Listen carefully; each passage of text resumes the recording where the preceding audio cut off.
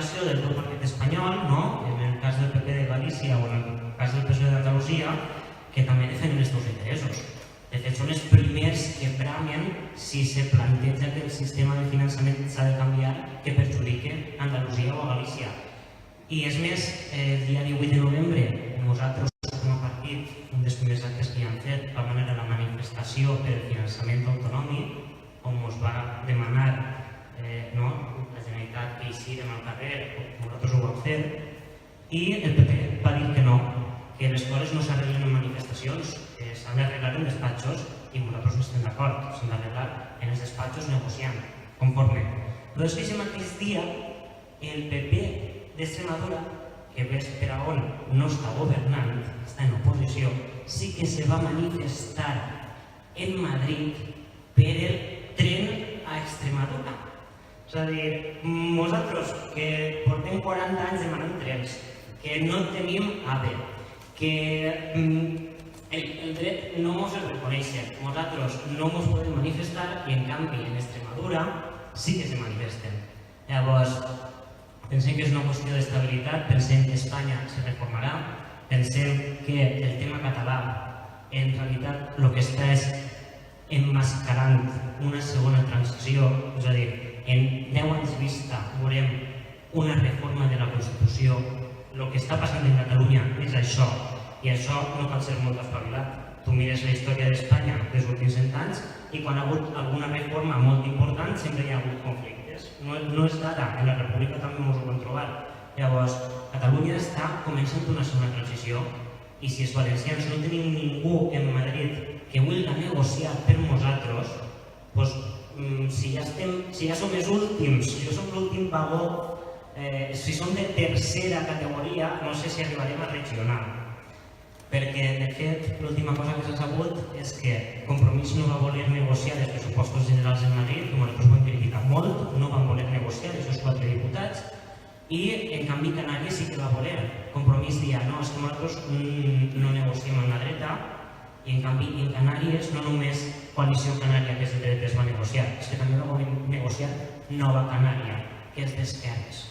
I ho va negociar per a Canàries, perquè allí en Madrid el que compta és negociar per a la teva comunitat autònoma i no té molt clar.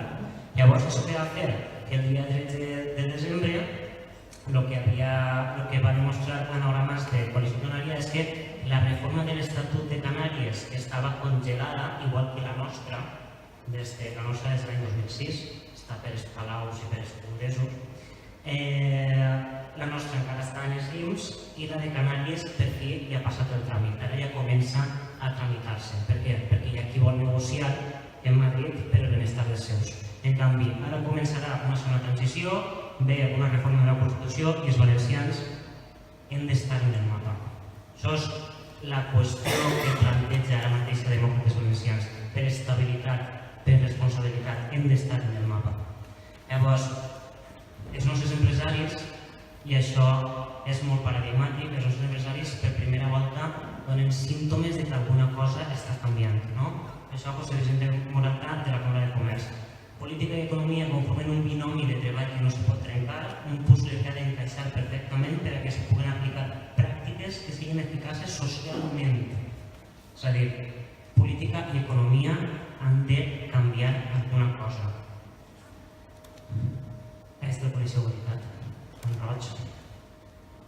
No són polítics, però hem de reivindicar. Com hem d'estar en la Comunitat Valenciana perquè els nostres empresaris, perquè l'amo de casa, perquè el nostre empresari senyera, diga no són polítics, però hem de reivindicar. Quan qualsevol empresari, vosaltres us imagineu Amancio Ortega, perquè Juan Roig és com Amancio Ortega, pràcticament, pam amunt, pam avall. Vosaltres us imagineu Amancio Ortega dient que han de reivindicar alguna cosa per a Galícia? És a dir, este home deu tindre els telèfons del ministeri que siga i negociarà el que té de negociar, però no reivindica. Això és el que està passant, això és l'anomalia que està passant amb els valencians. Llavors, què diu Juan Roig? Espanya, a més de ser radial, ha de ser circular. Si els mediterranis ens creuen que s'ha de construir, se construirà. Però més coses. Federico Félix, de Proave. Això va ser en el 2014, quan el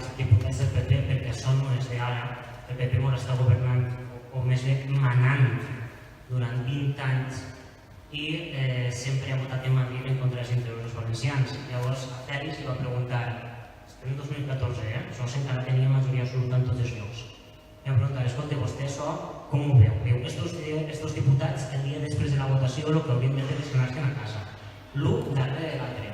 Si no defenen els interessos valencians, no estan exercint la funció per a la que foren elegits. Per tant, si tenen dignitat, que se'n vagin a casa. Això que ho diga Félix, que en els anys 90, si recordeu a Félix en els anys 90, va ser qui va propiciar que Unió Valenciana se la menjara el PP de Saplana. Que Félix diga això 20 anys després, és que alguna cosa està passant. Però més vos diré, Boluda, no sé si el seu últimament, però no té pèls en la llengua, se li cauen les coses. I la qüestió més interessant que per a mi és quan diu, me preguntes si Bonich sap què és la SER. Sabeu que és la patronal, la gran patronal, ara us ve que esteu implicats totalment en la SER, a que val esteu implicats en la SER. I està intentant crear una patronal autonòmica, una única patronal. Això en Espanya també era prou anòmal. En general, totes les comunitats autònomes també tenen una sola patronal que es representa. I diu, saps què és la SER o creu que és una marca de perfum? Això que ho diguem de la principal líder del PP, però és més, diu, i me preocupa que polítics utilitzen subvencions que damunt paguem entre tots per a intentar doblegar voluntats. És a dir, quan la Diputació d'Alacant ha donat una subvenció per a intentar reviure o mantindre el mort, el zombi que representa Coepa.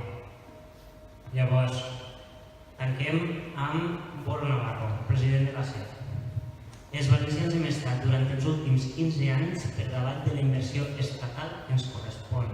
Rebem el 7% quan representem el 10% de la població.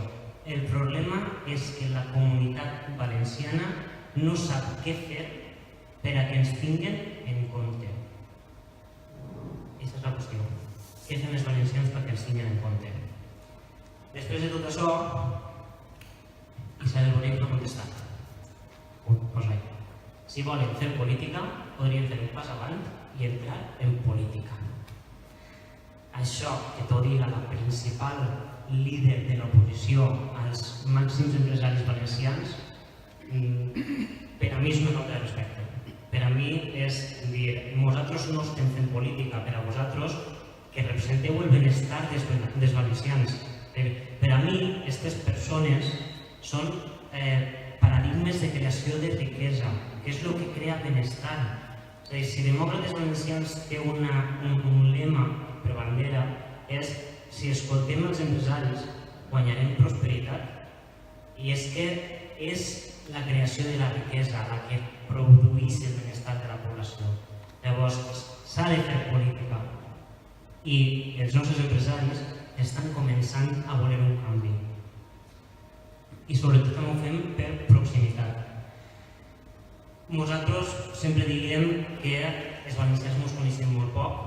És a dir, és molt estrany que una persona de València hagi anat a Torrevella i menys al certamen internacional d'Havaneres de Torrevella, que és un certamen internacional. De fet, Domingo Soler, regidor nostre en Torrevella, me dia amb pena. Des de l'època de Saplana no hi ha hagut cap president de la Generalitat Valenciana que hagi vingut al certamen.